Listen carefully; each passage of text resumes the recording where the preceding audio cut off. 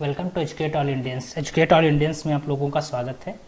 दोस्तों, आज हमारा जो सीरीज चल रही थी एसएससी सीएचएसएल, जो एग्ज़ाम के हम प्रीवियस ईयर पेपर सॉल्व करा रहे थे आपको, आज हम 2 फरवरी का ये पेपर आपके सामने लेके आए हैं। 2 फरवरी का, ठीक है। और ये आफ्टरनून शिफ्ट का है, 1 बजे का, ठीक है।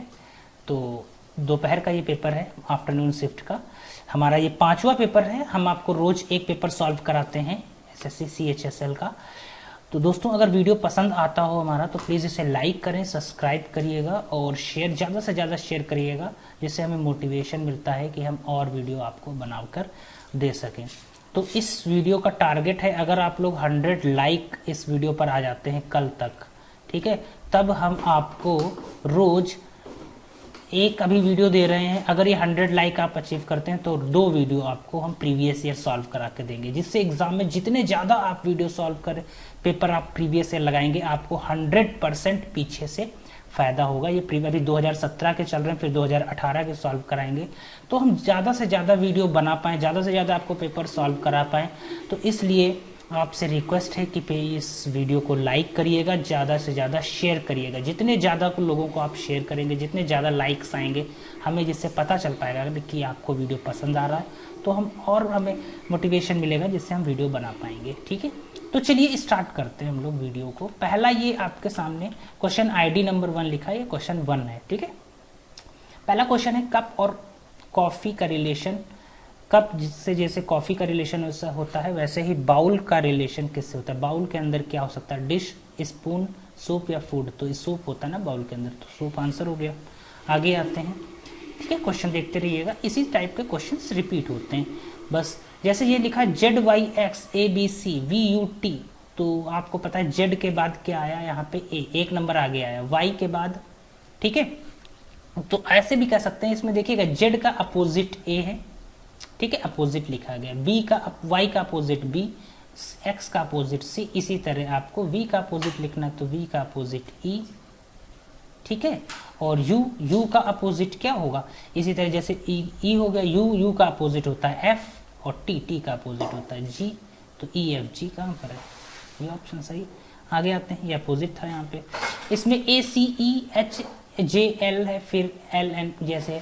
तो A और H जैसे हम सारी प्लेस वैल्यू लिख लेते हैं। A की प्लेस वैल्यू 1, C की प्लेस वैल्यू 3 और E की प्लेस वैल्यू 5। फिर इसका है HJL, H की प्लेस वैल्यू 8, ठीक है, और J की प्लेस वैल्यू, J की होती है 10, ठीक है, और L की होती है 12। अब देखिएगा यहाँ पर 7 इंक्रीमेंट हुआ है, यहाँ पे कितना इंक्रीज हुआ है? 7। यहाँ पे कितना हुआ? 7, यानी कि 7 बढ़ रहे हैं। तो आपको L में 7 ऐड करना। L की प्लेस वैल्यू होती है 12 और 12 में 7 ऐड करेंगे तो ये हो जाएगा 19, और 19 की प्लेस वैल्यू होती है S, ठीक है। तो S आपका आ जाएगा, ठीक। इसी तरह N होता है 14 में 7 ऐड करेंगे 21 की प्लेस वैल्यू होती है U। P में 16 में 7 ऐड करेंगे, ठीक है, 23 होता है W। तो SUW आंसर, ठीक है। इस तरह से करेंगे। चलते आगे चलते हैं। अब ये 96, 32, 43, इसमें आपको ये करना है, ठीक है।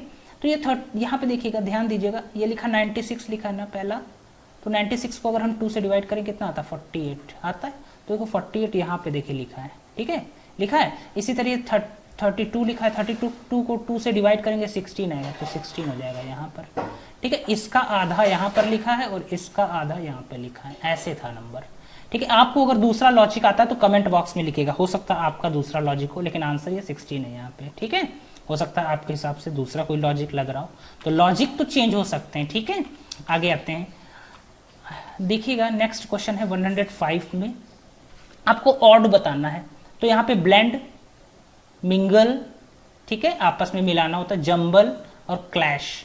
तो यहाँ पे क्या होता है? देखो, जंबल मतलब होता है आपस में एक में मिक्स होता है, मिंगल का मतलब भी आपस में मिलना होता है, ब्लेंड मतलब भी मिश्रण। सब हिंदी में तो सही से लिखा है, हिंदी वाले बच्चे तो बहुत आसानी से कर लेंगे ना। क्लैश होता है, क्लैश मतलब टकराव होता है, तो ये हो जाएगा, ठीक है, क्लैश ये है, ऑड है।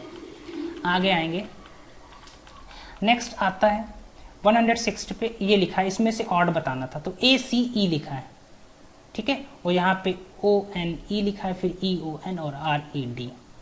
तो आपको इसमें बताना था कौन सा ऑड होगा। तो मेरे हिसाब से देखिए, यहाँ पे 2 आपको वॉवेल्स दिख रहे हैं, यहाँ पे भी ओ और ई दो वॉवेल है, यहाँ पर भी ई और ओ वो दो वॉवेल्स हैं, यहाँ पर सिर्फ एक वॉवेल है, तो इस हिसाब से ये ऑड हो गया।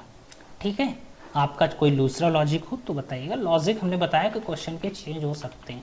नेक्स्ट आते हैं, इसमें आपको दिया गया है कि वो ऑड बताना है। ठीक है, तो ऑड बताना है, कैसे ऑड बताएंगे ध्यान दीजिएगा। ये होता है 12 क्यूब माइनस 12, ठीक है, ये आएगा 17 16।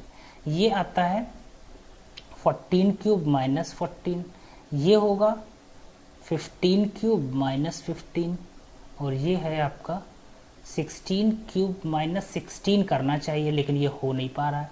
16 क्यूब माइनस 16 करेंगे तो 4080 आता है। ठीक है, और यहाँ पे लिखा है 4086, तो ये रॉन्ग हो जाएगा। ठीक है, ऑड हो जाएगा, तो ऑड ही बताना था आपको। ठीक है, चलिए आगे आते हैं। इसमें ऑड इवन होगा, तो थोड़ा सा डिफिकल्ट क्वेश्चन था। तो ये इस तरह के क्वेश्चन क्या होते हैं, एग्जाम में जल्दी आते नहीं, जल्दी दिमाग नहीं लग पाता, तो छोड़ना ही सही रहता है। ठीक है, तो आगे आते हैं नेक्स्ट तरह के क्वेश्चंस पे। इसमें भी ऑड ही नंबर पूछा गया। देखिए ऑड आया है, इसमें लिखा 211। ठीक है, तो इसको अगर हम 3 से डिवाइड करें तो इसमें रिमाइंडर आएगा 1। ठीक है, इसको 3 से डिवाइड करें तो रिमाइंडर आएगा 2, इसको 3 से डिवाइड करें तो रिमाइंडर आएगा 1, इसको 3 से डिवाइड करें तो रिमाइंडर आएगा 1। देखिए सब में रिमाइंडर 1 1 आ रहा है, इसमें रिमाइंडर 2 आ रहा है, तो क्या होगा, यही ऑड हो जाएगा। तो ये बताना था ऑड कैसे होगा, कौन सा ऑड है। ठीक है, तो थोड़े से ऑड इवन वाले थोड़े से डिफिकल्ट होते हैं, इनको याद करके करिएगा। अब यहाँ पे देखिए 3 से डिवाइड करना था, थोड़े से आगे आते हैं, प्रैक्टिस ज़्यादा करनी होगी इस तरह के क्वेश्चंस में। आगे आएंगे, आगे लिखा है 109, इसमें ये लिखा है और सेलेक्ट करना है, आगे की सीरीज़ बताना है, एक सीरीज़ बताना है, इसको कंप्लीट करना है। जैसे यहाँ पे लिखा है पहला नरेंद्र मोदी, मनमोहन सिंह, अटल बिहारी वाजपेयी, फिर आगे लिखा है, तो आगे क्या होगा ये आपको बताना है। ठीक है, तो ये सीरीज़ दी गई है कि जैसे नरेंद्र मोदी इस समय प्रेसिडेंट हैं, प्राइम मिनिस्टर, तो फिर आगे मनमोहन सिंह हुए, फिर इसके बाद इसके पहले अटल बिहारी वाजपेयी हुए, और इसके पहले कौन था, तो इसके पहले पीवी नरसिम्हा राव। ठीक है, तो यही पूछा गया था। ठीक है, सीरीज़ दी है। आगे आएंगे 110 पर, इसमें आपको बताना आगे की सीरीज़ कंप्लीट करनी, जैसे f। ठीक है, तो f की प्लेस वैल्यू होती है 6u 22। ठीक है, ये हो गई, फिर l 12, फिर o 15। ठीक है, फिर आगे लिखा है r, तो r होता है 18, i होता है 9। अब यहाँ पे एक चीज़ समझिएगा, देखिए यहाँ पे 6 से 12 आया, 6 बढ़ा, फिर 6 बढ़ा, फिर अब भी 6 बढ़ेगा, तो 24 होगा। 24 की जगह पे क्या होता है, तो ये 24 होता है x, और x का अपोजिट क्या होता है, c। ठीक है, यहाँ पे सबके अपोजिट लिखे हैं। ठीक है, तो बस यही आंसर हो जाएगा, तो x c, ये ऑप्शन हो जाएगा इसका, x c। आगे आएंगे, आगे देखिएगा, आगे ये इसमें लिखा DEGIKN, तो D की प्लेस वैल्यू 4, E की प्लेस वैल्यू 5, G 7, I 9 है। ठीक है, और आगे लिखा K 11 and 14, आगे क्या होगा ये आपको बताना है। ठीक है, तो इसको कंप्लीट करना है। आगे का लेटर कौन सा होगा, तो यहाँ पे देखिए डिफरेंस कितने का, 1 का ही नहीं है, यहाँ पे कितने का, 2 का डिफरेंस है, यहाँ पे डिफरेंस कितने का है, 3 का है। ठीक है, यहाँ पे 1 के बाद आ गया, यहाँ पे 2 के बाद आया, यहाँ पे 3 के बाद आया, तो अब अगला कौन, 4 के बाद आएगा। लेकिन अगला होगा कौन सा, यहाँ पे 4 के बाद 3 आया है, 3 का डिफरेंस है, यहाँ पे 4 का डिफरेंस है। अब यहाँ पे आगे जो आएगा वर्ड वो 5 आएगा, तो 5 का डिफरेंस होगा, 11 5 16, तो P। ठीक है, और इसके बाद 4, तो ये T हो जाएगा। समझ में आ रहा है। आगे आते हैं, प्लेस वैल्यू तो हमें सारी रटी होनी चाहिए, तभी क्वेश्चन हम कर पाएंगे। इस तरह से क्वेश्चन आते हैं प्रीवियस ईयर में। सीरीज़ को कंप्लीट करना है, 2 के बाद आया 7, 5 बढ़ा, फिर 7 के बाद 16 आया है, यानी कि 9 बढ़ा है। फिर अब यहाँ पे आपको बताना है कि कितना बढ़ रहा है। देखो पहला 5 बढ़ा, इंक्रीज हुआ, फिर हुआ है 9 इंक्रीज हुआ। ठीक है, यानी कि 4 का इंक्रीमेंट है तो 4 इसमें और जोड़ेंगे मतलब 13, तो 16 में 13 ऐड करेंगे तो ये हो जाएगा 29 आंसर हो जाएगा। ठीक है, आगे आते हैं। अब इसमें आपको ये स्टेटमेंट एंड कंक्लूजन वाले वर्ड्स हैं, ध्यान दीजिएगा, बहुत ध्यान से पढ़िएगा। देखिए लिखा है determination is the key to success if a person determines to achieve a certain goal in his or her life no one can stop him for achieving it. ठीक है, अगर कोई आदमी अपने जीवन में डिटर्मिनेशन, यहाँ पे देखो हिंदी में बता देते हैं, ठीक है, एक बार अगर कुछ ठान लेता है तो वो कंप्लीट कर सकता है, अपने गोल को पूरा कर सकता है। देखिए हिंदी में अच्छे से पढ़ लो, हिंदी वाले बच्चे। दृढ़ संकल्प सफलता की कुंजी है। यदि एक व्यक्ति अपने जीवन में एक निश्चित लक्ष्य को प्राप्त करना चाहता है तो कोई उसे हासिल करने से नहीं रोक सकता। ठीक है, ये आपका कथन दिया गया है। आगे 2 कथन दिए गए, एक लिया है कि निर्णय लेने का एक दूसरा महत्वपूर्ण पहलू है कि अपने तय किए गए लक्ष्य को प्राथमिकता तय करें। ठीक है, इतना कथन में दिया गया है। अब निष्कर्ष क्या निकलता है, तो हमने आपको कथन और निष्कर्ष वाले वर्ड्स में बताया थे कि जितना भी कथन में दिया है उसको एक्यूरेट मान के चलेंगे तो हमारा बिल्कुल सही हो जाएगा। बस इसके अलावा हमें कुछ नहीं पता है, बस इतना क्वेश्चन मान के चलो। क्वेश्चन में हमें कुछ नहीं आता, सिर्फ इतना ही पता है।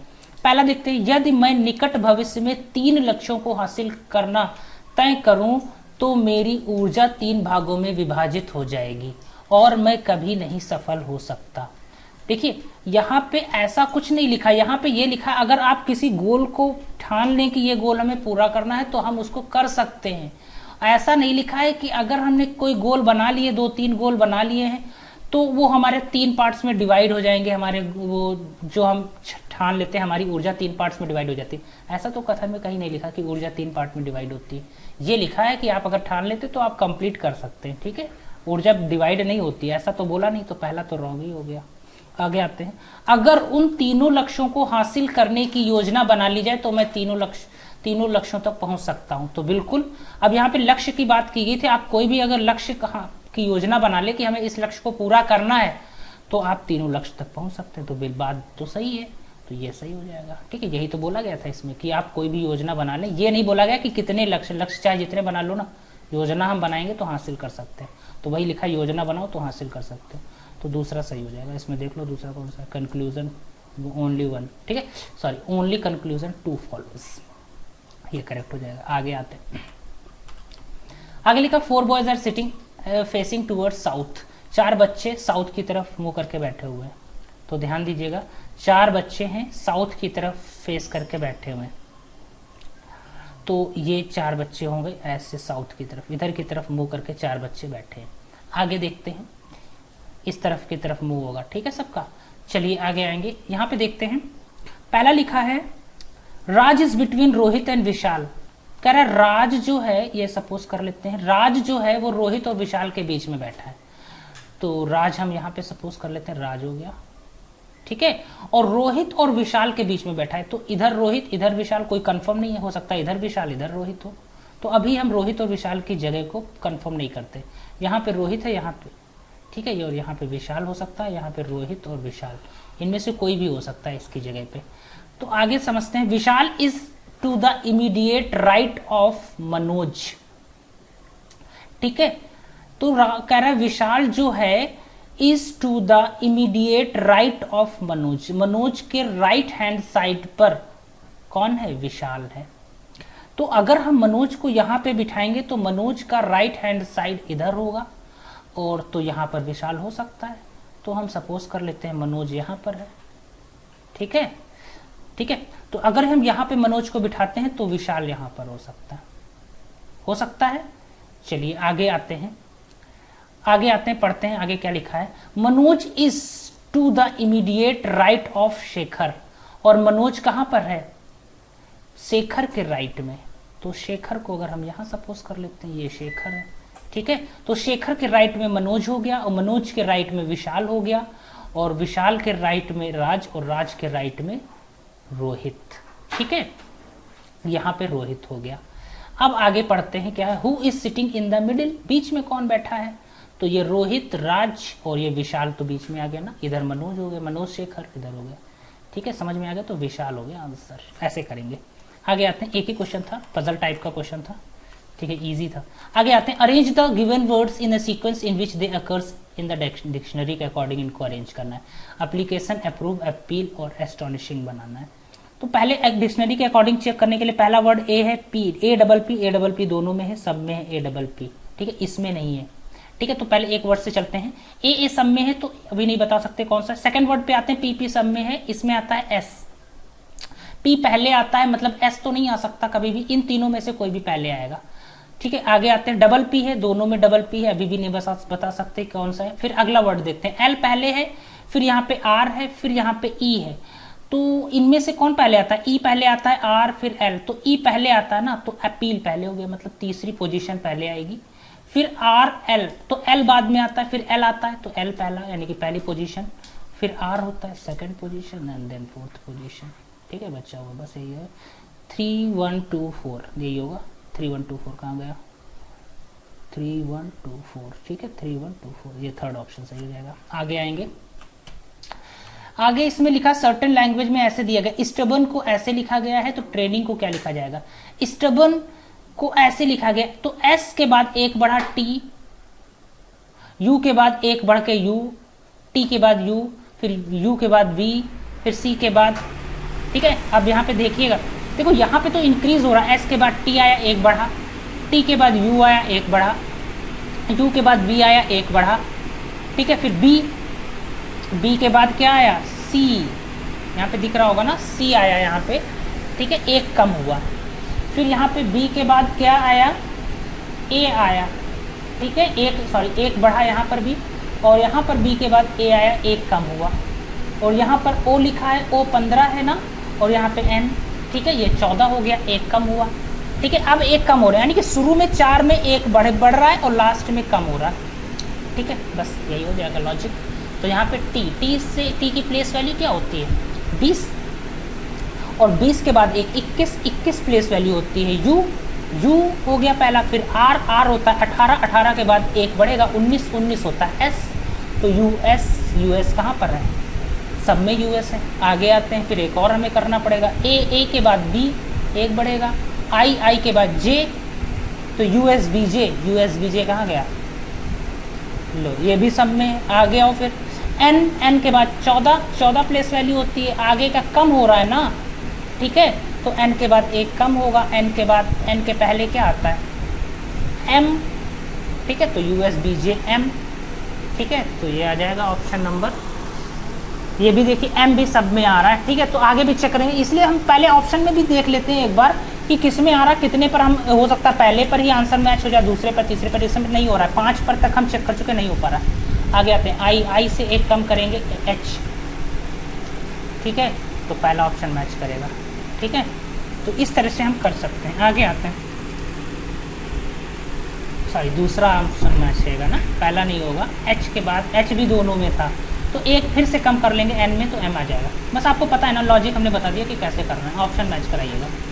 अब यहाँ पे है साइन चेंज करना है, प्लस का मतलब होता है माइनस, और मल्टीप्लाई का मतलब होता है डिवाइड, और डिवाइड का मतलब होता है प्लस, माइनस का मतलब मल्टीप्लाई, तो ऐसे चेंज करके आप चेंज करिएगा, यहाँ पे वैल्यू रखिएगा, जैसे 300, और मल्टीप्लाई का मतलब क्या होता है डिवाइड 10, और माइनस का मतलब होता है, माइनस मीन्स मल्टीप्लाई 5, और प्लस का मतलब होता है माइनस, और डिवाइड का मतलब होता है प्लस, ठीक है। बस सॉल्व कर लेंगे इक्वेशन को, आंसर आ जाएगा, ओके, यही होता है इसमें, तो इजी है। इसमें आपको चेंज करना है, कह रहा है कि 7 multiply 9, 7 multiplied by 9 plus 5 equal 68, तो कह रहा है किसको चेंज करें, प्लस एंड इक्वल को चेंज करें, क्या प्लस और इक्वल को चेंज करें, और 5 और 6 को चेंज करें, तब आंसर आएगा कि प्लस एंड इक्वल को और 7 और 9 को भी चेंज किया जाए,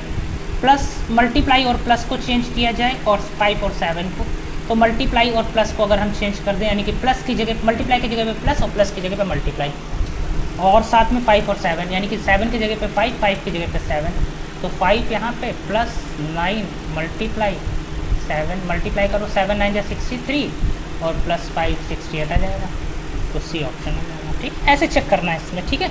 तो इस तरह के जब भी क्वेश्चन आए तो थोड़े से डिफ़िकल्ट होते हैं कि हमें चेक करना होता है ना तो हमेशा फोर्थ क्वेश्चन से स्टार्ट किया करो, फोर्थ फिर थर्ड, फर्स्ट से नहीं स्टार्ट करना है। ऑप्शन फोर्थ थर्ड में ही ज़्यादातर होता है। नेक्स्ट क्वेश्चन जो 19th क्वेश्चन है, सेम क्वेश्चन हम बता चुके हैं, बिल्कुल उसी टाइप का है, बस प्लेस सबकी चेंज करनी है, प्लस को माइनस करना है, माइनस को प्लस कर लीजिएगा। आगे आते हैं। A man walks 20 metre towards north. अब यहाँ पे एक आदमी 20 मीटर टूवर्ड्स नॉर्थ की तरफ चलता है। यहाँ पर कोई आदमी है, नॉर्थ की तरफ 20 मीटर चल गया। And then he turns right, इसके बाद राइट मुड़ता है, and walk 3। And then turns left, इसके बाद लेफ्ट मुड़ता है, लेफ्ट, एंड वॉक्स 4 चल गया। एंड इसके बाद कह रहा है and from then there he walks 4 metre towards east, इसके बाद ईस्ट की तरफ जाता है 4 metre. How far and in which direction is from initial, वो कितनी दूरी पर और किस डायरेक्शन में है ये बताना है। ठीक है, तो सबसे पहले डायरेक्शन देख लो, तो इधर की तरफ डायरेक्शन है, तो ईस्ट क्या डायरेक्शंस होती हैं, ईस्ट वेस्ट नॉर्थ साउथ, तो इस डायरेक्शन में है, मतलब नॉर्थ ईस्ट डायरेक्शन में है, तो नॉर्थ ईस्ट वाला ऑप्शन हो जाएगा बस। अब यहाँ पे डिस्टेंस निकालने की ज़रूरत नहीं है, यहाँ पे अब डायरेक्शन भी पूछ लिया ना, तो अब डिस्टेंस निकालने की क्या ज़रूरत है। ठीक है, तो ऐसे बता सकते हैं हम लोग। आगे आते हैं 121, इसमें मैट्रिक्स का क्वेश्चन है ये। ठीक है, आपको क्रीड को लिखना है, CREED, इसकी आपको लिखना है, कौन सा सही होगा। चलिए चेक करते हैं। सबसे पहले क्रीड, तो सी कहाँ, सी सबसे पहले ऐसे नहीं चेक करेंगे, सी हम नंबर से चेक करते हैं, इसमें हमेशा ऑप्शन से चेक किया जाता है। ठीक है, तो चलिए स्टार्ट करते हैं, ऑप्शन से चेक करना। जैसे 32 लिखा है पहला, तो 32 नंबर, 3 यहाँ से और 2 यहाँ से। ठीक है, 32, तो ये क्या हो गया। ठीक है, तो 32 आया ना, 32 हमें चेक करना था, तो ये C3 यहाँ से और 2 यहाँ से, तो ये क्या हो गया, D आ गया ना यहाँ पर, तो ये तो रॉन्ग हो गया, 32 नहीं हो सकता। ठीक है, मीन्स 32 वाला ऑप्शन नहीं हो सकता यहाँ पे। ठीक है, एक चीज़ ध्यान दीजिएगा, रुकिएगा थोड़ा। चलिए नेक्स्ट क्वेश्चन है हमारा, ये है आपका मैट्रिक्स का क्वेश्चन होता है, इसमें आपको क्रीड को लिखना है। तो यहाँ पे इस चीज़ को ध्यान दीजिएगा, पहले कैसे करना है क्रीड में। ठीक है, तो यहाँ पे ध्यान दीजिएगा, क्रीड, तो क्रीड को कैसे लिखा जाएगा। इसमें देखिए यहाँ पे ये लिखा है कि सबसे पहले हमें इधर से शुरू करना है। ठीक है, ये वाली लाइन पहले लिखनी है पंक्ति, फिर ये कॉलम। ठीक है, तो यहाँ पे समझिएगा, क्रीड लिखना है ना, क्रीड तो सबसे पहले यहाँ पे मैच करेंगे 32 इधर से 3 और इधर से 2, तो ये C आ गया। ठीक है, 32, फिर 76 7 इधर से और 6 इधर से, और फिर इसके बाद 65, तो इधर से चेक करेंगे। ठीक है, पहले 65, ये वाला ई वाला ऑप्शन आ जाएगा। और जो गलत क्यों हो जाएगा, इस तरह के क्वेश्चन पहले पढ़ लिया करो, हो सकता है पहले ऊपर से नीचे की तरफ मैच करें। अब जैसे 65 था, 6 यहाँ से और 5 यहाँ से मैच करता तो रॉन्ग हो जाता ना इस तरह के क्वेश्चन। जैसे हम पहले कहते C, अगर हम C32 को मैच करेंगे, 3 यहाँ से ले लें और 2 यहाँ से ले लें, तो ये रॉन्ग नहीं हो जाएगा, D आ जाएगा। और हमें लेना है 3 पहले फिर 2, तो इस तरह से क्वेश्चन को पहले यहाँ पे पढ़ लिया जाता है कि क्या है, वरना क्वेश्चन रॉन्ग हो जाएगा। किसको पहले लेना है यहाँ पे, तो वही लिखा है। देखो 0 से 4 में दी गई, आप व्यू में 5 से 3, इन व्यू में उस पहले उसकी पंक्ति को और बाद में स्तंभ को, पहले पंक्ति फिर स्तंभ। ठीक है, पहले रो फिर कॉलम लेना है। आगे आएंगे नेक्स्ट क्वेश्चन 122, इसमें आपको ये दिया गया है, ध्यान दीजिएगा। देखिए पहला क्वेश्चन यही क्वेश्चन है, इसमें ब्लड रिलेशन का क्वेश्चन है। लिखा है while posing for a family photo, एक फैमिली फोटो ली जा रही है, उसमें कह रहा है the father is standing to the right of the son. जो फादर स्टैंड है वो सन के राइट हैंड साइड पे, तो सन यहाँ पर है, ध्यान दीजिएगा, सन यहाँ पर है, ये सन है, फिर सन के राइट हैंड साइड पर फादर है। तो सपोज कर लो यहाँ पे सन है, सन का राइट हैंड साइड इधर है, तो ये फादर हो गए, ठीक है। Father is standing to the right of the son and left of the grandmother, और जो फादर कहाँ पर है, ग्रैंड मदर के लेफ्ट में, ये ग्रैंड मदर आ गई। The mother is sitting to the left of her daughter, जो मदर है वो अपनी डॉटर के लेफ्ट में है, and right of the grandmother, grandmother के राइट में मदर और डॉटर के लेफ्ट में, डॉटर के लेफ्ट में। Who is seated in the middle, middle में कौन है, तो कौन है, ग्रैंड मदर। जी आया समझ में, ये आंसर हो जाएगा। आगे आएंगे, मिरर है, मिरर इमेज यहाँ पे बतानी है Z, तो Z की मिरर इमेज क्या होगी, ये ऐसे, ठीक है, ये ऐसे होगी। तो इस तरह का देखो फिगर कौन सा है, और यहाँ पर भी स्टार बना है, तो ये स्टार इधर ही होगा,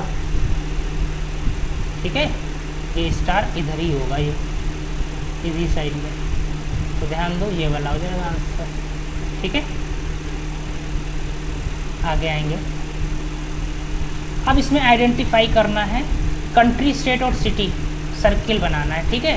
कंट्री, स्टेट और सिटी का कैसा होगा, तो देखो कंट्री ये हो गई, इसके अंदर क्या आता है, स्टेट आता है, और इस स्टेट के अंदर सिटी आते हैं, बस यही हो गया फिगर, ठीक है। फोर्थ ऑप्शन सही हो जाएगा। लास्ट रीजनिंग का लास्ट क्वेश्चन है, इसमें पेपर कटिंग का है। इस पेपर को पहले ऐसे मोड़ा गया, फिर उसको ऐसे आया, फिर इसको ऐसे मोड़ दिया गया, फिर इस हिसाब से कटिंग बना दी गई। तो ये कटिंग जब इसको ओपन करेंगे तो ध्यान दीजिएगा, ठीक है, इसको थोड़ा सा अब देखिएगा, इसको कटिंग है ना, ये कटिंग, तो ये कटिंग जब ओपन करेंगे तो ये ऐसी आएगी ना कटिंग, ऐसे, इसको ऊपर होगा, फिर इसी टाइप का यहाँ पर होगा, इसको ओपन करेंगे, और इसी टाइप का यहाँ पर भी होगा ना, सॉरी ये बॉक्स बंद हो रहा है, ऐसे है ना, ऐसा है फिगर, ऐसा सब कहीं बनेगा। तो इस तरह का फिगर कौन सा होगा, ऑप्शन चेक कर लो, ठीक है, पहला ऑप्शन नहीं होगा, ठीक है। आगे आते हैं, अब आएंगे हम लोग जीके, जीएस पोर्शन पे आते हैं, जो आपका पूछा जाता है। तो सबसे पहला क्वेश्चन है, rock shelter of Bhimbetka, Bhimbetka की जो पाषाण आश्रय कहाँ पर है, तो ये मध्य प्रदेश में है, ठीक है, मध्य प्रदेश। आगे आएंगे, next, highest civilian honour received by Anupam Kher is, Anupam Kher को कौन सा हाईएस्ट सिविलियन अवार्ड दिया गया, तो ये है पद्म भूषण। आगे आएंगे, ये करंट का क्वेश्चन था, dash is a strong drug that doctor give to people to make them calm और हेल्प देम स्लीप, ठीक है, लोगों को क्या करने के लिए, मरीज को शांत और सोने में मदद करने के लिए कौन सी चीज़ देते हैं डॉक्टर, तो ये देते हैं आपका बारबिचुरेट, ठीक है, बारबिचुरेट दिया जाता है। ओके, आगे आएंगे, नेक्स्ट क्वेश्चन, ये है Artocarpus, Artocarpus integra is a scientific name, ये किसका साइंटिफिक नेम है, तो साइंटिफिक नेम से एक क्वेश्चन आता है, ये हमेशा याद रखिएगा और पूछा ही जाएगा, जिनका ऐसे सीसीएल का एग्जाम है ध्यान दीजिएगा, साइंटिफिक नेम से एक क्वेश्चन पूछा जाएगा। तो आर्टोकार्पस इंटीग्रा ये किसका साइंटिफिक नेम है, ये है जैक फ्रूट, कटहल का, ठीक है, कटहल का ये है।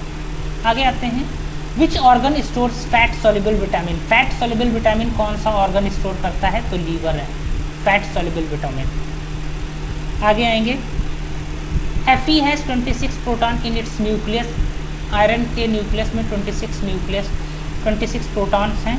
What are the nuclear number of the electrons in Fe2+, ठीक है, तो Fe2+ में कितने इलेक्ट्रॉन्स होंगे, तो आपको पता है Fe2+ है ना, ठीक है, यहाँ पे ध्यान दीजिएगा Fe2+ है, और Fe2+ का मतलब क्या होता है कि इसमें 2 इलेक्ट्रॉन अपने लॉस किए हैं, किसी को दिए हैं 2 इलेक्ट्रॉन, और अगर 2 इलेक्ट्रॉन कम हो गए ना इलेक्ट्रॉन और प्रोटॉन बराबर होते हैं, मतलब 26 प्रोटॉन थे, 26 इलेक्ट्रॉन होने चाहिए थे, लेकिन 2 ऑलरेडी दे चुका है, बचे कितने 24 आंसर। आगे आते हैं, लिखा है which of the following elements had the lowest melting point. Melting point सबसे कम किसका होता है, तो आर्गन का होता है। क्वेश्चन रिपीटेड है, ठीक है, हमने आपको प्रीवियस ईयर पेपर अभी सॉल्व कराया था, कल परसों का किसी पेपर में था, ये रिपीट हुआ है क्वेश्चन। आगे आते हैं, ALU is a part of a computer. ALU तो ये क्या होता है, प्रोसेसर का एक हिस्सा है, ठीक है।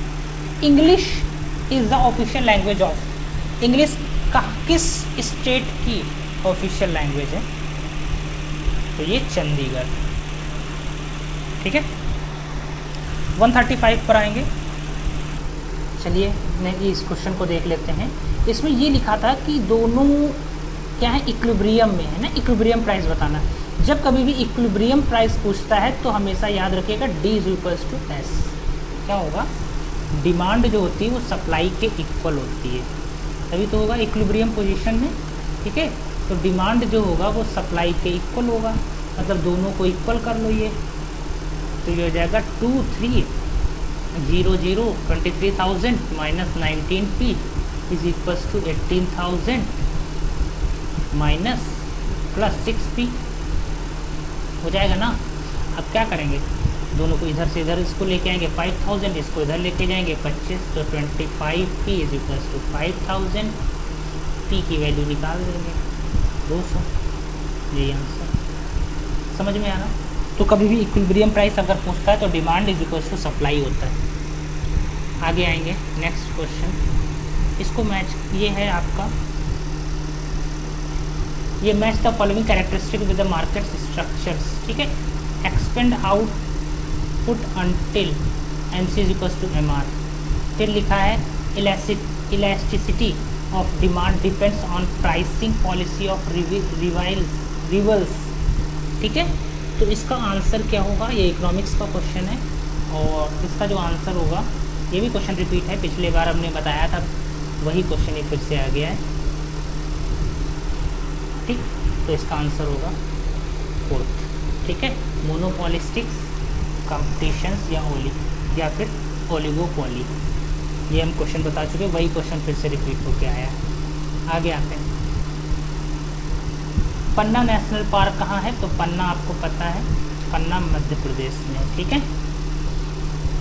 आगे आते हैं, BSE सेंसेक्स कॉन्स्टिट्यूट, ठीक है, नमडैक्स कंपनी, BSE में कितनी कंपनियां रजिस्टर्ड हैं, तो बॉम्बे स्टॉक एक्सचेंज में 30 कंपनियां रजिस्टर्ड हैं, नंबर ऑफ कंपनीज, ठीक है।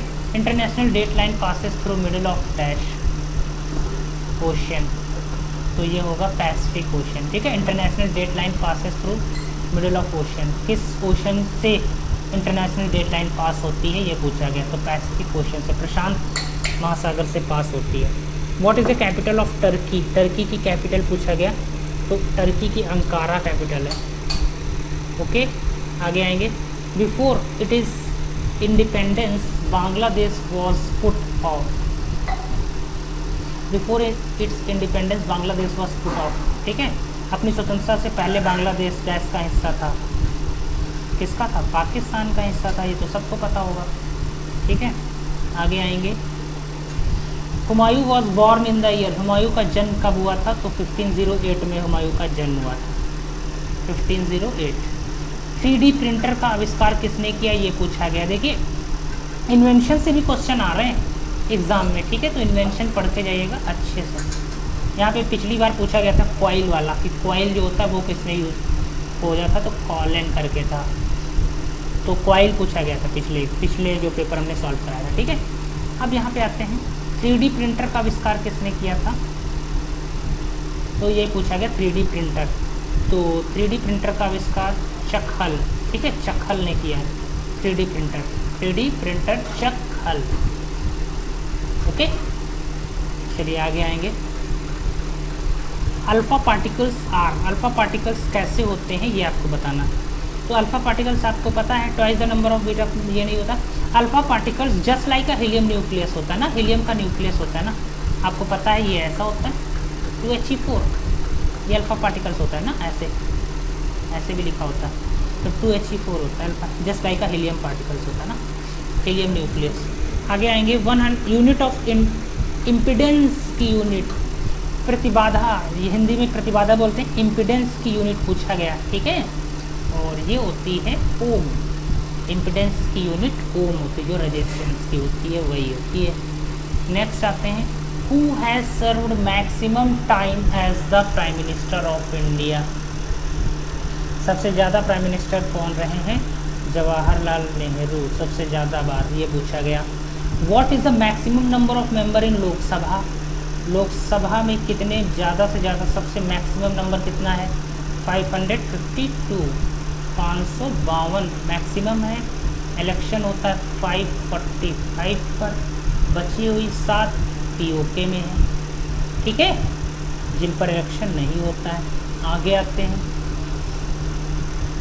इन 2012 London Olympic Sania Nehwal won the, Sania Nehwal ने लंदन ओलंपिक में, करंट का क्वेश्चन था तो कोई मतलब नहीं बनता है, ठीक है, तो कौन सा जीता था? ब्रॉन्ज मेडल है, ये क्वेश्चन आने वाला नहीं है, करंट का क्वेश्चन था। Who is the author of go clone, ठीक है, तो ये किताब है गो क्लॉन, ठीक है, अच्छे दिन फॉर कॉमेडी, ठीक है, ये पुस्तक किसने लिखी है? तो ये लिखी है शत्रुघ्न वदलास, ठीक है, शत्रुघ्न वदलास ये लिखिए। तो बुक का नाम याद रखिएगा, गो क्लाउन, अच्छे दिन, ठीक है, फॉर कॉमेडी, ये पुस्तक लिखी है शत्रुघ्न वदलास। लास्ट क्वेश्चन जीएस का है, लास्ट क्वेश्चन है पेरियार टाइगर रिजर्व। तो पेरियार रिवर है जहाँ पर, वहीं पर पेरियार टाइगर रिजर्व होगा। तो पेरियार रिवर कहाँ है? केरल, ठीक है, तो ये आंसर हो गया। आगे आते हैं, अब हम अपने मैथ्स के सेक्शन पे आ जाते हैं। इसके बाद हमारा मैथ्स का सेक्शन आता है। अ ट्रेडर है 6 quintal of wheat, he sold it 7% profit. कुछ उसने 7% प्रॉफिट पे बेचा, कुछ को 17% प्रॉफिट पे बेचा, जिससे उसे ओवरऑल 11% का प्रॉफिट हुआ। आपको ये बताना है कि 17% प्रॉफिट पर कितना वीट बेचा होगा।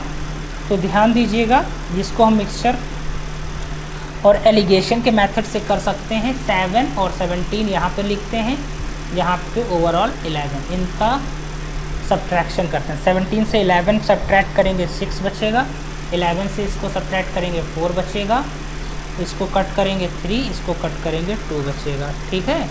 और यहाँ पे 3:2 आया, 3:2। अब यहाँ पे आपको बस ये बताना 17 वाला, तो 17 वाला कितना है? 2, तो 2 अपॉन टोटल कितना है? 5 इंटू कितना? 6 क्विंटल, ठीक है। तो इसको केजी में कन्वर्ट कर लो, ठीक है, 6 क्विंटल था ना, तो इसे केजी में कन्वर्ट कर लो। तो केजी में कन्वर्ट करेंगे तो ये आ जाएगा 600। कट कर लो इसको, 5 1 जा 5, 5 2 जा 10, 0। इसको मल्टीप्लाई कर लेंगे तो ये हो जाएगा 250 केजी, क्योंकि आंसर में केजी में आ रहा था, तो इसलिए क्विंटल को केजी में कन्वर्ट करना पड़ा, ये आंसर हो गया। आगे लिखा है नेक्स्ट क्वेश्चन, देखिएगा। तो बड़की क्या करती है? 45 केक्स इन 9 आवर्स। तो बड़की 9 आवर्स में कितने केक बेक करती? 45, ठीक है। आपको पता है ना क्या होता है फॉर्मूला? देखो फॉर्मूला तो आपको पता है, बड़की 9 घंटे में 45 केक्स करती है, और छुटकी और बड़की कितने में करती है? बड़की और छुटकी दोनों मिलकर 10 घंटे में कितने केक करती हैं? ये सॉरी 10 घंटे में 80 केक्स, ठीक है। फॉर्मूला क्या होता है? MDH और ये W, ठीक है, यही तो होता है ना फॉर्मूला, ठीक है। Man days are is equals to MDH M1D1H upon work. Total जो वर्क होता है वो अपॉन में लिखा जाता है। तो टोटल वर्क हमने सपोज कर लिया 45 है, यहाँ पे दिया है 45 केक बना रहा है ना, तो वो टोटल वर्क। यहाँ पे 80 केक बना रहा है ना, टोटल वर्क यहाँ पे ये। अब इसको कट कर लो, ये 0 0 कैंसिल हो गया, 9 5 जा, ठीक है, बस मल्टीप्लाई कर लो तो ये हो जाएगा 8B equal 5B plus 5C। समझ में आ रहा है यहाँ तक? इसको सॉल्व कर लेंगे तो ये आ जाएगा 3B is equals to 5C। Ratio निकालेंगे तो b अपॉन सी की जो वैल्यू आ जाएगी 5/3, यानी कि बड़की की एफिशिएंसी 5 है, छुटकी की एफिशिएंसी 3 है। बड़की 1 घंटे में 5 केक बनाती है, छुटकी 1 घंटे में 3 केक बनाती है। तो 40 घंटे में कितने बनाएगी? 1 घंटे में 3, 40 घंटे में 120 आंसर। ठीक है, इजी क्वेश्चन था। आगे चलते हैं, कैसे करेंगे इस क्वेश्चन को, तो ध्यान दीजिएगा। Of the 5 numbers whose average is 72, the first is 1/8 times the sum of the other 4। The first number is, पहला नंबर बताना था। तो कह रहा है तो पहला जो नंबर है, हम पहले नंबर को x1 सपोज कर लेते हैं। क्या सपोज करेंगे? x1। ठीक है, तो ध्यान दीजिएगा, पहला नंबर अगर x1 है तो x1 कह रहा है जो बचे हुए नंबर्स का 1/8 है। बचे हुए नंबर कितने? x2 plus x3 plus x4 plus x5, ये दिया गया। यहाँ से अगर हम निकालें तो x2 plus x3 plus x4 plus x5 की जो वैल्यू है वो है 8x1 है। और हमें ये पता है कि x1 plus x2 plus x3 plus x4 plus x5 इसकी वैल्यू क्या होगी? ये 5 नंबर्स इनका एवरेज 72 है। टोटल सम क्या हो जाएगा? इनको मल्टीप्लाई करने का 5 2 7 7 5 30 है, 360 रुपये, 360 हो जाएगा ना, हो जाएगा यहाँ से। तो ये जो नंबर होंगे 4, ठीक है, इन चारों का जो सम होगा, ठीक है, x2 x3 x4 x5 इन सब का सम 8x1 होगा। x1 plus 8x1 is equals to 360। ठीक है, तो यहाँ से अगर x1 की वैल्यू निकालें तो ये हो जाएगा 40 आ जाएगी। और हम x1 ही तो बताना था, फर्स्ट नंबर। आगे ना समझ में, चलिए आगे चलते हैं, नेक्स्ट क्वेश्चन पे चलते हैं। अगला क्वेश्चन है, if 6/7 of 8/5 of A number is 192। एक नंबर है x, उसका 6/7 ऑफ 8/5 मतलब 8/5 कितना होगा? 192। ठीक है, कह रहे इस नंबर का 3/4 तो बताओ। पहले ये नंबर तो निकालो, यहाँ से डिवाइड कर लो। तो 6 3 6 2 12, 8 से डिवाइड करेंगे 4, यहाँ से मल्टीप्लाई कर लो तो ये जाएगा 5 4 20, 7 2 14। तो x की वैल्यू आ जाएगी 140। इसका 3/4 इस नंबर का, तो 3/4 कर लेंगे। 4 2 8, 4 3 12, 4 5 20, 35 इंटू 3, 5 3 15, 3 3 9 1 10। ये आंसर है समझ में। नेक्स्ट पर बढ़ते हैं आगे। लिखा है the value of x from which the expression this and this becomes equal. तो इजी क्वेश्चन है, ये हम सॉल्व नहीं करेंगे, आप करिएगा। 5x प्लस 7 लिखा है, इधर लिखा 17x माइनस 5। सॉल्व करके x की वैल्यू निकालना, दोनों का इक्वल है, x की वैल्यू बताओ। अब यहाँ पर है on dividing this by this, कह रहा इतने को इससे डिवाइड किया जाए। देखो वो इजी क्वेश्चन है ना, ये देखिए ये दिया गया, कह रहा है इसको इससे डिवाइड किया जाए तो क्या आएगा? ओके, तो ये कट जाएगा। ठीक है, ये 3 कट जाएगा, तो देखिएगा ये 3 कट गया, बस आंसर आ गया। आगे आते हैं। If merchant offer a discount of 30% on the list price, एक लिस्ट प्राइस पर मर्चेंट एक डिस्काउंट ऑफर करता है, then make a loss of 16%, what profit or loss will he make if he sells a discount of 20% of the list price. ठीक है, अच्छा सा question है। इसको अगर हम फॉर्मूले से करें तो इजी रहेगा हमारा। तो हमारा फॉर्मूला देखिएगा, सी पी अपॉन, ये याद भी रखिएगा, इंपॉर्टेंट है, C P upon M P is equals to होता है 100 minus discount percentage upon 100 minus loss percentage. ठीक है, तो ये फॉर्मूला याद रखिएगा, बहुत जगह यूज़ होता है सी पी और एम पी निकालने के लिए। सी पी और एम पी निकालने का फॉर्मूला, तो 100 माइनस डिस्काउंट परसेंट मतलब ये हो गया 70, और ये हो गया 100 माइनस लॉस परसेंट, ये हो गया 84। सी पी और एम पी आ गए। फिर अब क्वेश्चन आ गया सी पी 70 एम पी 84। अब कह रहा है he sells at a discount of 20%, 20% discount दे रहा है। तो डिस्काउंट किस पे होगा? एम पी पर। तो 84 डिस्काउंट था इसका 20% पर ये बेच रहा है। ठीक है, तो मतलब ये हो रहा ना, बेच रहा ना, 20% डिस्काउंट पे बेच रहा है ना, तो कितने में बेच रहा होगा? 80% पे बेच रहा है। तो 84 का 80% निकाल लेते हैं, यहाँ से वैल्यू निकाल ले, कट कर लेना, जो वैल्यू निकल के आएगी वो हो जाएगी आपका सेलिंग प्राइस डायरेक्ट। समझ में आ रहा है? अब यहाँ से आपको प्रॉफिट परसेंटेज पूछ रहा था, कॉस्ट प्राइस तो पता ही है सेलिंग प्राइस निकल ही आएगा तो प्रॉफिट निकाल लेंगे, निकल आएगा ना प्रॉफिट परसेंटेज, वही प्रॉफिट परसेंटेज का फॉर्मूला निकालिएगा, प्रॉफिट अपॉन CP इंटू 100 लगा के निकालना, हो गया। ठीक है, तो इस तरह से करेंगे तो क्वेश्चन इजी है, वरना तो क्वेश्चन लॉन्ग है ये थोड़ा सा। आगे आएंगे, इसमें आपको दिया है ये क्वेश्चन, यहाँ से दिया गया x की वैल्यू बतानी है, तो ये दिया है 5x minus 4 is less than equal to 2,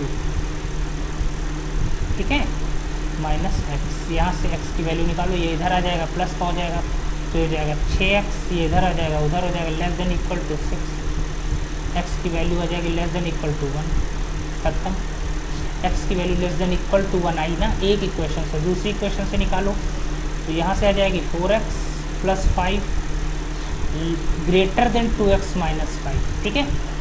चलिए आगे आते हैं, यहाँ से सॉल्व करते हैं, तो ये हो जाएगा 2x और ये इधर चला जाएगा, तो ये हो जाएगा माइनस का 10, ठीक। x की वैल्यू आ जाएगी ग्रेटर देन माइनस 5, यानी कि x की वैल्यू माइनस 5 से ग्रेटर होगी, माइनस 5 से बड़ी होगी, मतलब क्या हो सकती है, minus 4, minus 3, minus 3, minus 2, minus 1, इनमें से कोई हो सकती, और लेस देन होगी 1 से इक्वल और लेस देन हो सकती, मतलब 1 हो सकती, 1 इतने हो सकती वैल्यू, ठीक है।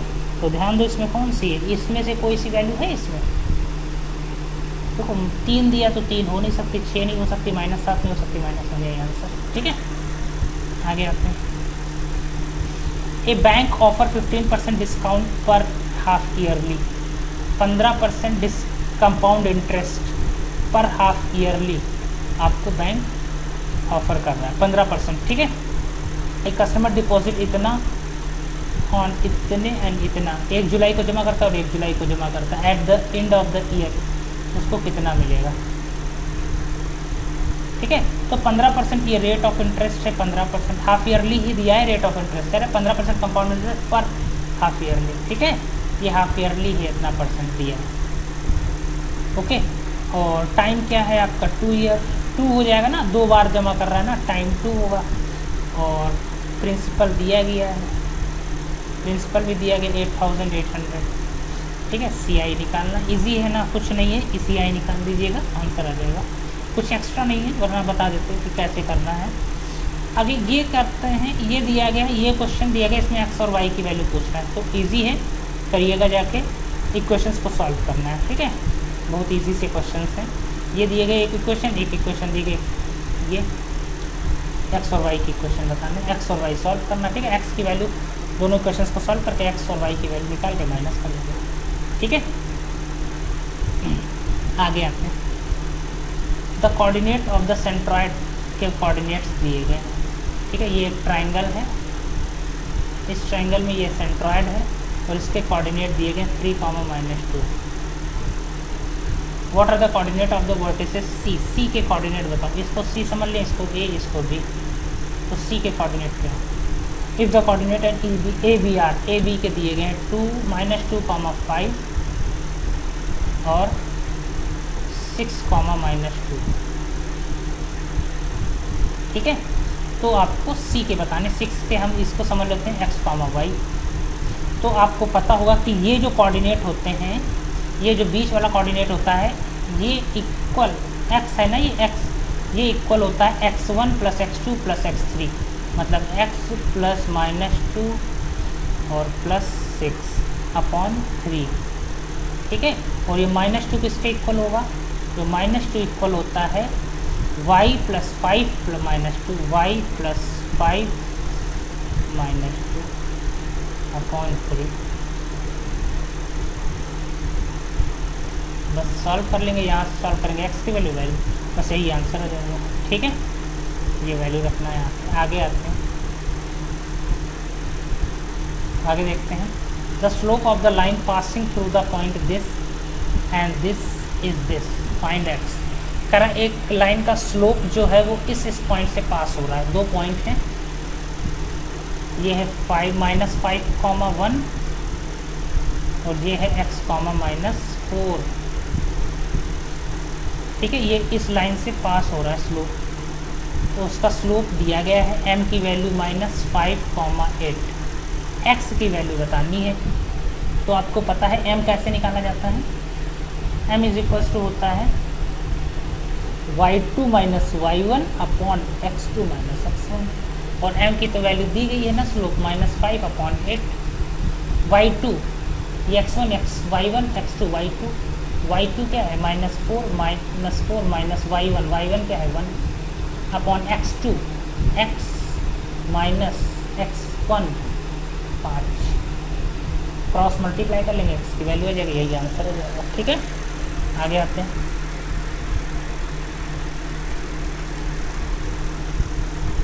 A triangular prism has 9 edge. How many vertices have it? Prism में 9 एज हैं तो वर्टिसेस कितनी होती हैं तो पता होना चाहिए। जो ट्रायंगुलर प्रिज्म होता है उसमें फेस होते हैं 5, एज होते हैं 9, ये तो दिया ही है, और वर्टिसेस होते हैं 6।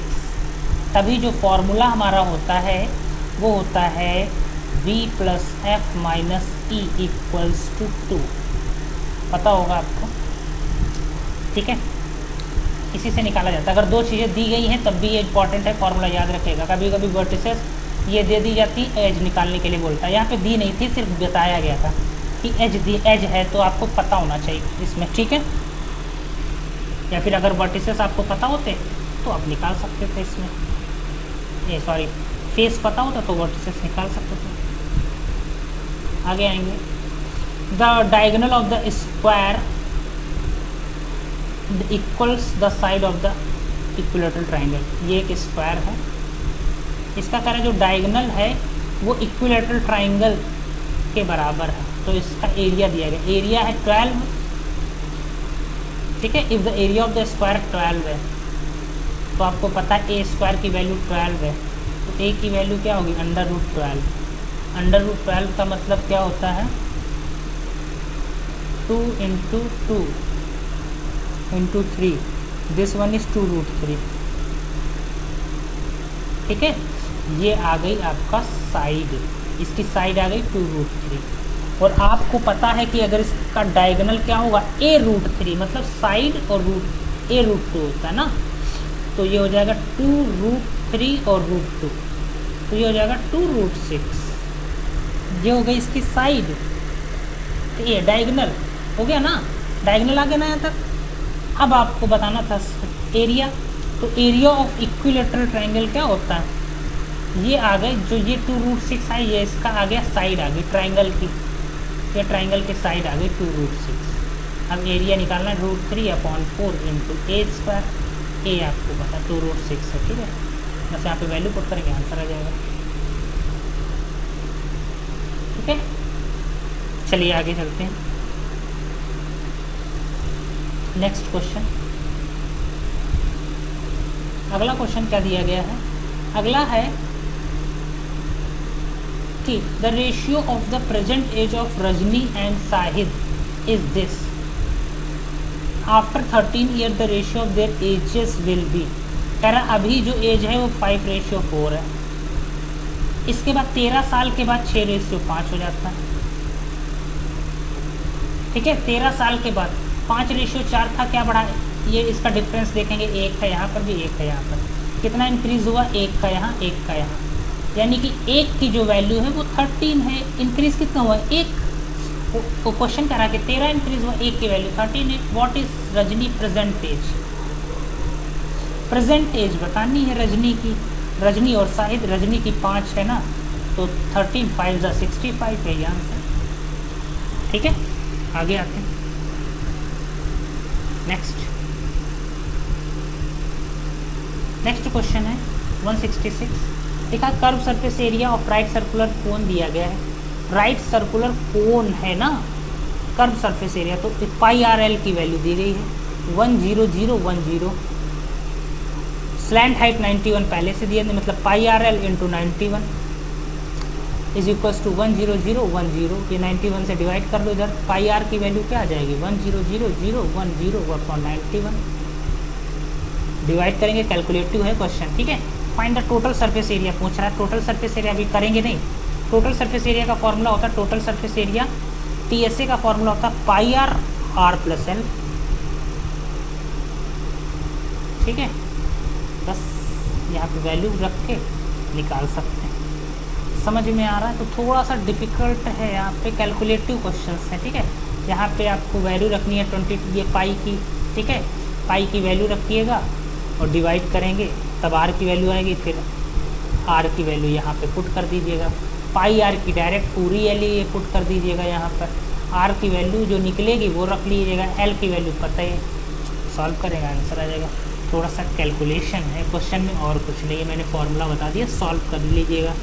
नेक्स्ट आते हैं आगे, साइन की वैल्यू दी गई है, साइन 4π/3 ये दिया गया, साइन 4π/3 की वैल्यू दी गई x। तो आपको ये बताना, इसको सॉल्व करना, x की वैल्यू निकालना। ये 4 × पाई की वैल्यू 180 होता है, इसको कट कर लेंगे, ये 60 आ जाएगा, तो ये हो जाएगा 240। तो साइन 40 की वैल्यू निकालना। तो साइन 40 क्या होता है, साइन 360 - 60, और ये होता है साइन 60, हो गया ना, और ये हो गया √3/2, यही हो गई x की वैल्यू, बस आंसर। ठीक, आगे आते हैं, when A number is increase by 28 it's become 1/7 of itself. कह रहा है एक नंबर अगर कह रहा है 28 बढ़ जाता है तो वो अपने आप का 107% हो जाता है, मतलब 107% मतलब 107/100, मतलब ये ओरिजिनल नंबर है, ये बढ़ के नंबर हो गया, कितना बढ़ा, 7। हमारे हिसाब से ये ओरिजिनल नंबर होता है ना नीचे वाला, ये इंक्रीमेंट करके नंबर हो गया, 107 हो गया, तो कितना बढ़ा, 7 बढ़ा ना, और क्वेश्चन ने कह रहा है 28 बढ़ा, तो 7 की वैल्यू 28, 1 की वैल्यू 4, ओरिजिनल नंबर क्या था 100, 100 को 4 से मल्टीप्लाई करेंगे 400, यही आंसर। बस सेकेंडों के क्वेश्चन है। आगे आते हैं, cos a - b - cos a + b = x। अब यहाँ पे कोई भी वैल्यू लेट कर लो, सपोज कर लो a की वैल्यू 60 और b की वैल्यू 30, कुछ भी लेट कर लो, जो आपकी मर्जी हो, आंसर आएगा, ठीक है। अब हो सकता है किसी किसी में नहीं भी आएगा, तो वैल्यू अगर 2 आंसर मैच करने लगते हैं तो दूसरी वैल्यू कट करनी पड़ेगी। हमने सपोज कर लिया ये लेट कर लिया, तो देखते हैं अगर 2 वैल्यू नहीं मैच करेंगे तो आंसर हो जाएगा। यहाँ पे रखेंगे a और a - b मतलब 60 cos 60 cos 60 की सॉरी cos 30 मतलब √3/2 माइनस 60 + 90 60 + 30 90 cos 90 0 मतलब x की वैल्यू आ गई है, x की वैल्यू √3/2। ये यहाँ पे रखो सकते हो a b की जगह पे, यहाँ पे रखेंगे फर्स्ट ऑप्शन में, तो 2 × a की वैल्यू 60 थी, sin 60 √3/2, sin b मतलब 1/2, ये 2 कैंसिल √3/2 आ गया आंसर, फर्स्ट ऑप्शन सही है। आगे आते हैं, इस तरह से किया जाता है। एक car travel a certain distance of 24 kilometre and 36 kilometre, average speed बतानी, तो फॉर्मूला क्या होता है 2v1 v2/v1 + v2, सॉल्व कर लीजिएगा, इजी है। आगे चलते हैं 171 क्वेश्चन पे। 171 क्वेश्चन कैसे करना है ध्यान दीजिए।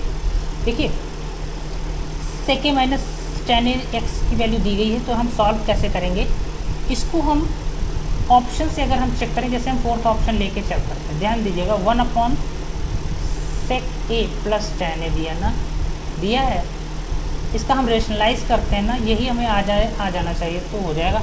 देखिएगा sec a - tan a हो जाएगा अपॉन में sec a - tan a, rationalise करेंगे तो यहाँ पे a + b a - b वाला फॉर्मूला लगाएंगे, तो ये हो जाएगा sec a - tan a upon हो जाएगा sec² a - tan² a, और इसकी वैल्यू तो 1 होती है, तो ये आपका सीधा आ गया sec a - tan a, हो गया, आया ना, वही चीज़ आ गई ना जो आंसर में था, तो इसका मतलब यही चीज़ आ गई, यही तो x की वैल्यू है।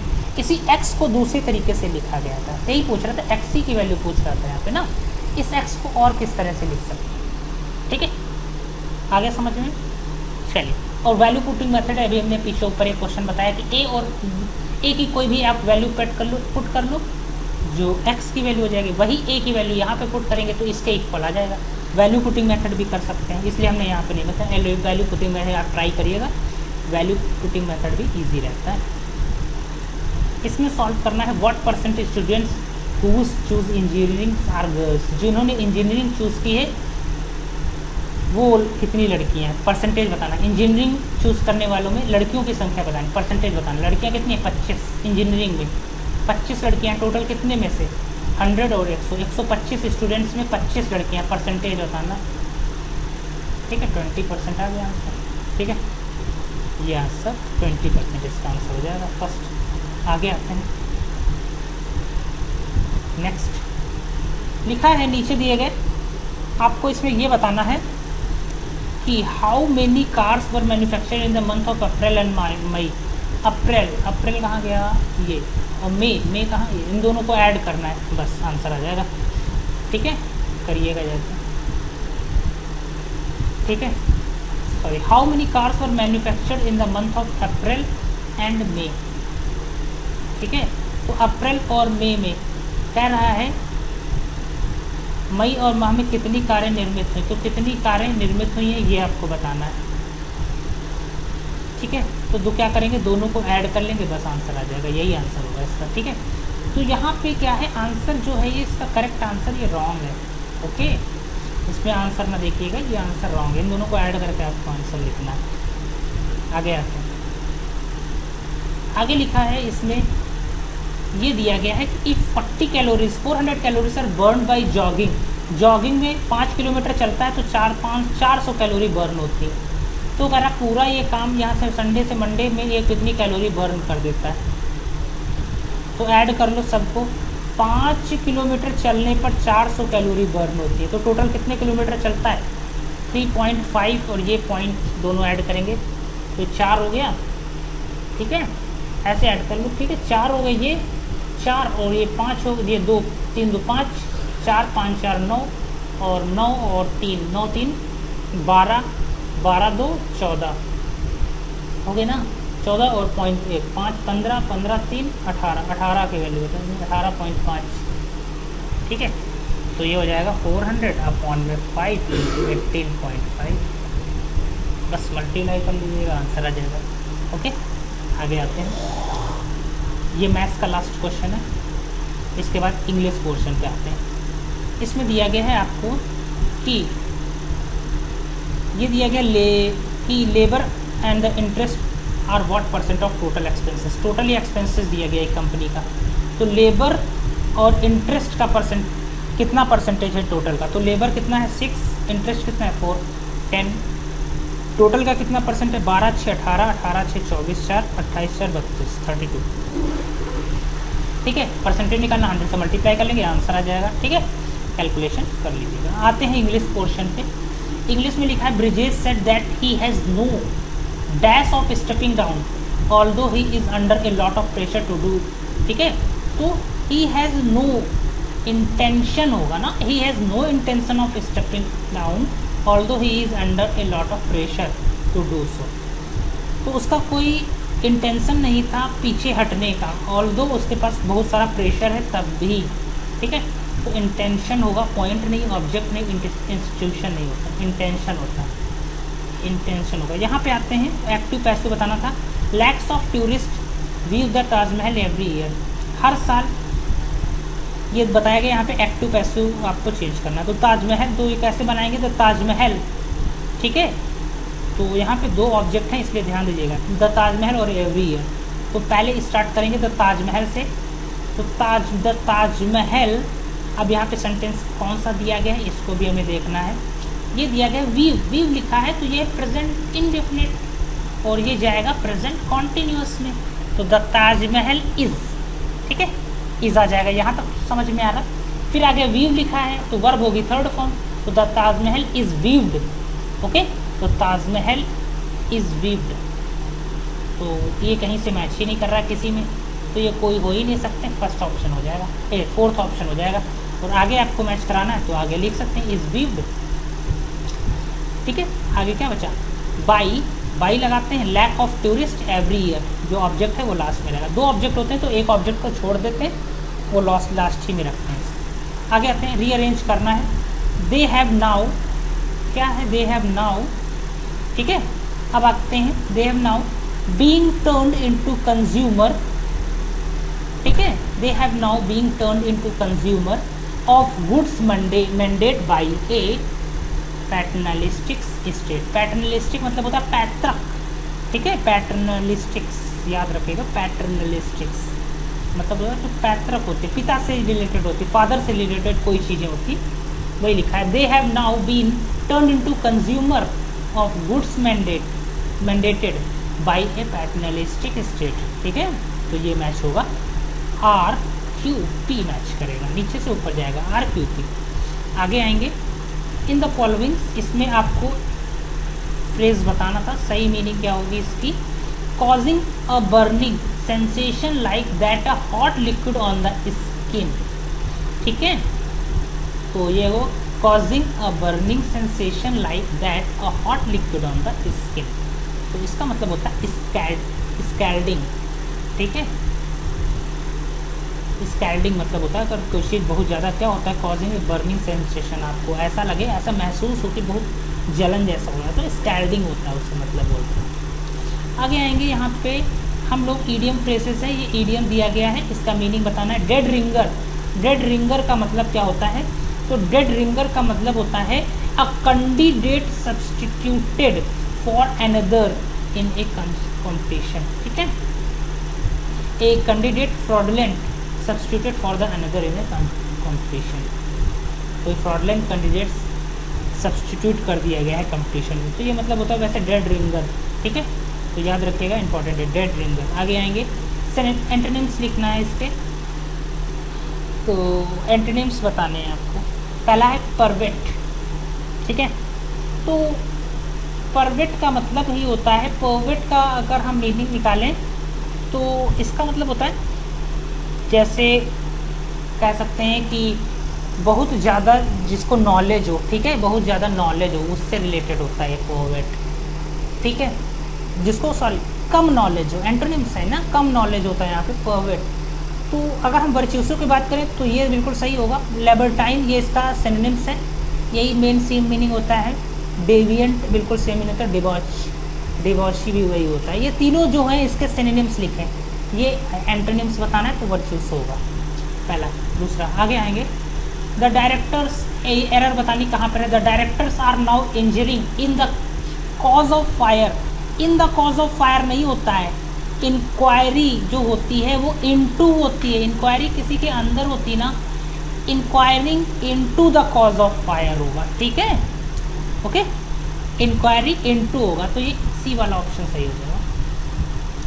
आगे आएंगे 83 183, एज द जज एंटर द कोर्ट रूम, जैसे ही जज कोर्ट रूम के एंटर हुआ, dash call up all the occupants in the room to stand, सभी लोग खड़े हो गए, क्या करने के लिए, फॉर्मेलिटी पूरी करने के लिए। ठीक है, तो ये होता है, पैटर्न नहीं होता, कोई पैटर्न थोड़ी ना है कि वो आ रहे हैं तो पैटर्न हो, तो कभी कोई रिस्पेक्ट देने के लिए फॉर्मेलिटी यूज कर सकते हैं। ठीक है, फॉर्मेलिटी होती है यहाँ पर। ठीक है, सब फॉर्मेलिटी के लिए वहाँ पे स्टैंड अप हुए, कल्चर नहीं है, ऐसा कोई कल्चर नहीं है इंडिया में, कल्चर तो नहीं हो सकता, कोई कल्चर थोड़ी ना है कि इंडिया का कल्चर है कि वहाँ पर, तो ऐसा नहीं होगा, हैबिट, आदत नहीं है किसी की, तो ये तो हो ही नहीं सकते ना, फॉर्मेलिटी आंसर होता है। आगे आएंगे, अब यहाँ पे ईडियम बताना था फिर से, डार्क हॉर्स। डार्क हॉर्स का मतलब क्या होगा, ए कैंडिडेट अबाउट हुम little is known but who unexpectedly wins, जिसके बारे में कम पता हो लेकिन वो अनएक्सपेक्टेडली विन हो गया हो, जीता हो, डार्क हॉर्स होता है। ठीक है,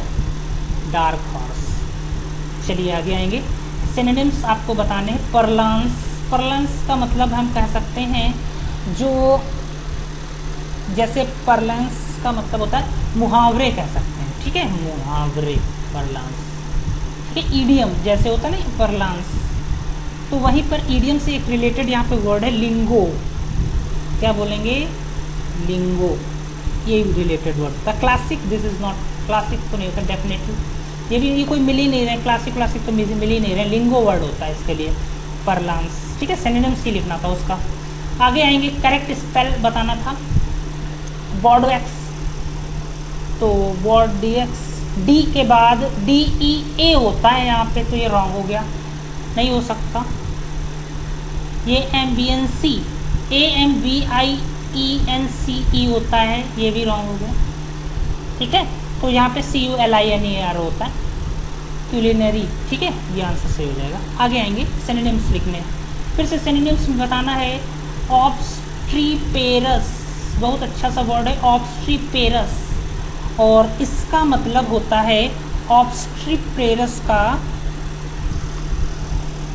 तो इसका मतलब होता है बहुत ज़्यादा नॉइजी होता है। ठीक है, क्या कहते हैं, नॉइजी, ठीक है, कह सकते हैं बहुत नॉइजी, बहुत शोर शराबा जहाँ पे होता है। तो ब्लास्फेमी, रेटिसेंट तो होता है जो कम बोलता है, टैसिटर्न भी नहीं होगा, टैसिटर्न रेटिसेंट तो सब कम बोलने के लिए होते हैं, ब्लास्फेमी। ठीक है, तो ये सब एंटोनिम्स लिखे हैं इसके। ठीक है, अब यहाँ पे सॉरी एंटोनिम्स लिखे ये सारे नीचे, ब्लास्फेमी, रेटिसेंट, टैसिटर्न, ये सारे एंटोनिम्स आते हैं। और अगर हम बॉयस्टीरियस की बात करें तो बॉयस्टीरियस इसका होता है जो कह सकते हैं उद्यमी होता है, बहुत ज़्यादा जो उधम करते हैं ना, उद्यमी जैसे बोलते हैं ना, तो वही होता है यहाँ पे नॉइजी, बहुत नो शोर शराबा कर रहा हो, तो उसी से रिलेटेड ये वर्ड आता है बॉयस ऑब्स्टीपेरस। ठीक है, आगे आएंगे हम लोग, करेक्ट स्पेल पे बात करेंगे तो मेटल्ड नहीं होता है, मेटल होता है वर्ड। ओके, मेटल्ड कभी वर्ड नहीं यूज़ किया जाता, ईडी तो हो ही नहीं सकता। आगे बात करें तो यहाँ पे होगा पिक्वेंसी, पिक्वेंसी होगा, सफल्ड नीचे नहीं होगा, सफल्ड की स्पेलिंग गलत लिखी है। ठीक है, double F L D D होता है। ठीक है, तो ये रॉन्ग हो जाता है। ठीक है, तो पिक्वेंसी होता है वर्ड, बिल्कुल सही लिखा पिक्वेंसी। आगे आएंगे हम, यहाँ पे सेंटेंस ये ब्रैकेट में लिखा है हैड बिगन, हैड बिगन को चेंज करना है, क्या होगा, we were still waiting in the queue for ticket when the show, had begun नहीं होता है, व्हेन द शो बिगन। ठीक है, हम लोग यहाँ पे आपको पता है कि ये पास्ट की बात कर रहा है, और यहाँ पे हैड बिगन नहीं होता है, ये पास्ट इंडेफिनिट में ही रहेगा ये। ठीक है, सेंटेंस से पास्ट इंडेफिनिट में रहेगा, व्हेन के बाद जो सेंटेंस होता है वो पास्ट इंडेफिनिट में रहेगा। समझ में आ रहा है? चलिए आगे आते हैं, एंटोनिम्स की बात करेंगे। यहाँ पे एंटोनिम्स लिखना है फ्रेजल। ठीक है, और फ्रेजल का मतलब होता है फ्रेजल, फ्रेजल का मीनिंग होगा विगर। ठीक है, विगर, विगर की दो स्पेलिंग होती है, एक होता है ये भी, स्पेलिंग करेक्ट करने के लिए भी ये वर्ड बहुत आता है, VIGOR। ठीक है, OUR भी लिखा है, और ये स्पेलिंग करेक्ट में आता है, कंफ्यूजन होती है, इसलिए याद रखिएगा विगर। ठीक है, तो फ्रेजल मतलब होता है जो लगातार चलता रहे काफ़ी दिनों तक, यह कह सकते हैं ऐसे। ठीक है, बहुत ज़्यादा क्या होते हैं जिसके अंदर एनर्जी कम हो। ठीक है, ये कह सकते हैं। फ्रेजल मतलब एनर्जेटिक होता है, जिसके अंदर बहुत एनर्जेटिक हो। ठीक है, विगर होगा। आगे आएंगे 191 question, an organisation setup to provide help and raise money for those in need. ठीक है, तो एक ऐसी organisation setup to provide the help and raise money for those who need, जिनको ज़रूरत हो उनके लिए पैसा क्या करें, help us raise the money those who need, जिनको ज़रूरत हो उनको पैसा दिया जाए। तो चैरिटी होता है ना, चैरिटी, तो ये तो इजी था, चैरिटी होती है। आगे आएंगे, यहाँ पे एरर बतानी थी, she was an only child who had been very welcome, तो ये करेक्ट है बिल्कुल। सी हैज़ एन ओनली, या एंड में एरर हो सकती थी लेकिन ये सही है, who had been very welcome, बिल्कुल सही। ठीक है, नो एरर। आगे आएंगे, यहाँ पे PQRS बताना था, पहला सेंटेंस लिखा है इलेक्शन ग्लोबली, तो इलेक्शन ग्लोबली, तो इसको इलेक्शन ग्लोबली के बाद आपका वर्ड्स आएगा can be dry affair, election globally can be dry affair dominated by the numbers percentage and tails. तो आपको पता है dominated by the number percentage and tails, तो P के बाद Q आना ही है। ठीक है, अगर आप P के बाद तो Q कन्फर्म है। ठीक है, तो इसमें ऐसे ही देख लो ना, P के बाद Q किस में आ रहा है, यहाँ पर आ रहा है, तो इसमें भी आ रहा है। ठीक है, तो P के बाद Q, और R तो नहीं आ सकता Q के बाद, तो ये तो वैसे भी सेकंड वाला गलत हो गया, थर्ड सही हो जाएगा। ठीक है, ठीक है, and tails can be dry affairs तो नहीं हो सकता ना, मैच ही नहीं करेगा, तो ऐसे ही समझ लो। ठीक है, आगे आएंगे 194 पे। अब यहाँ पे हमें ये बताना था, डायरेक्ट इनडायरेक्ट बताना था इस सेंटेंस का। Alas I have broken my grandfather what's said Amit. ठीक है, I have broken my grandfather's watch said Amit, Amit ने ऐसा बोला। तो क्या कहा, अमित ने एक्सप्लेन किया, अमित एक्सप्लेन। ठीक है, श्योरली, तो अमित ने, एलास है ना, एलास वर्ड आता है तो शौरों का यूज़ करेंगे, खुशी की बात नहीं है, तो अमित एक्सप्लेन करेंगे। यहाँ पे सेड टू की जगह पे जब सेड होता है तो उसकी जगह पे एक्सप्लेन का यूज़ किया जाता है, एक्सप्लेन सॉरली। फिर आगे आगे है एक्सप्लेन सॉरली, फिर कॉमा इन्वर्टेड कॉमा की जगह पे दैट, आई, दैट के बाद आई लिखा है और आई किसके अकॉर्डिंग चेंज होगा? अमित, अमित क्या है? लड़का, ही, फिर हैव को हैड में चेंज करेंगे, ही हैड ब्रोकन, ठीक है। और माई ग्रैंड फादर्स वॉच नहीं होगा, अमित के अकॉर्डिंग चेंज होगा, इसलिए his grandfather's watch. Okay, आगे आते हैं। Improve the bracket, it was so hot during the concert that some spectators passed out, ठीक है। तो यहाँ पे लिखा है it was so hot during the concert that some spectators passed out. तो यहाँ पे लिखा passed out, passed away, passed away नहीं होता है, पास्ड आउट ही बोलते हैं ना, कि वो कुछ जो बच्चे थे वो पास्ड आउट हो गए, पास्ड अवे नहीं बोला जाता, पास्ड बाई पास्ड ओवर तो हो ही नहीं सकता, this was correct, passed out, ठीक है। आगे आएंगे। अब हम यहाँ पे क्लोज टेस्ट करने जा रहे हैं। क्लोज टेस्ट देखिएगा 196, dash various sign of economic slowdown, ठीक है। Dash various science of economic slowdown such as the languishing industries, languishing मतलब होता है जिनकी दशा बहुत खराब हो, ठीक है। लैंग्वेजिंग इंडस्ट्रीज प्रोडक्शंस एंड एडवर्स, देखिए यहाँ पे हो सकता है एज, डिस्पाइट, सो, बिकॉज नहीं होगा, डिस्पाइट होगा, डिस्पाइट मतलब होता के बावजूद, despite various sign of economics, economics के जो साइन जो दिख रहे थे, लक्षण दिख रहे थे, वो इतने बुरे थे, उसके होने के बावजूद भी इंडस्ट्रियल प्रोडक्शंस जो था वो एडवर्स था। Dash of the drought on the rule, ठीक है, रूलर। तो यहाँ पे आगे आएंगे, कैसा था drought, adverse dash of the drought, तो कैसा था, एडवर्स इफेक्ट पड़ रहा था उसका, उल्टा प्रभाव, इफेक्ट नहीं होगा वरना ये प्लूरल होता, फिर यहाँ पे तब इफेक्ट होता, तो इफेक्ट्स है ना, सिंगुलर है इसलिए इफेक्ट्स होगा, तो ये हो जाएगा। समझ में आ रहा है, उसका एडवर्स इफेक्ट पड़ रहा था। Of the drought on the rural livelihood, जो रूरल लाइवलीहुड थे, ग्रामीण लोग थे, जो रहने वाले लोग थे, उन पर बुरा असर पड़ रहा था। And demand the government is apparently unable dash unwillingly, ठीक है।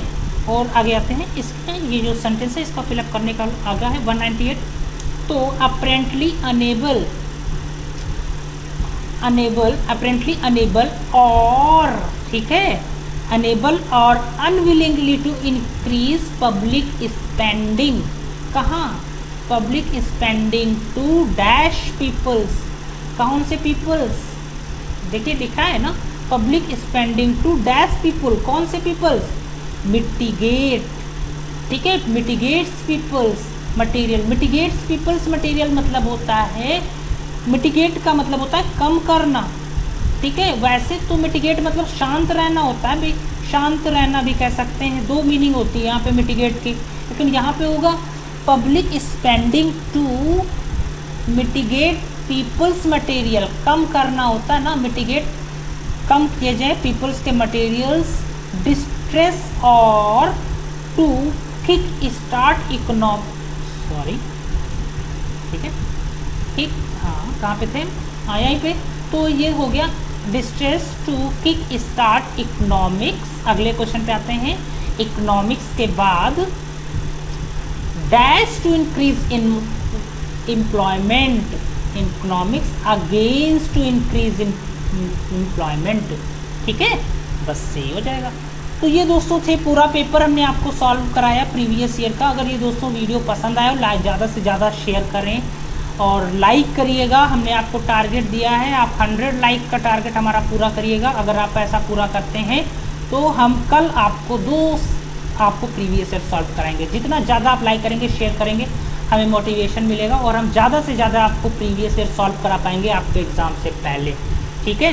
तो जितना ज़्यादा आप शेयर करेंगे उतने ज़्यादा हम पेपर सॉल्व कराएंगे। अगर ज़्यादा से ज़्यादा आप लाइक करते हैं तो 3 से 4 से 5 पेपर हम भी सॉल्व कराएंगे, ठीक है। तो आप टारगेट को पूरा करिएगा, 100 लाइक्स का टारगेट है। अगर पूरा करते हैं तो ज़रूर हम आपको कल 2 पेपर सॉल्व कराते हैं, ठीक है। वीडियो पसंद आया हो तो लाइक करिएगा, सब्सक्राइब करिएगा और शेयर करिएगा। धन्यवाद दोस्तों।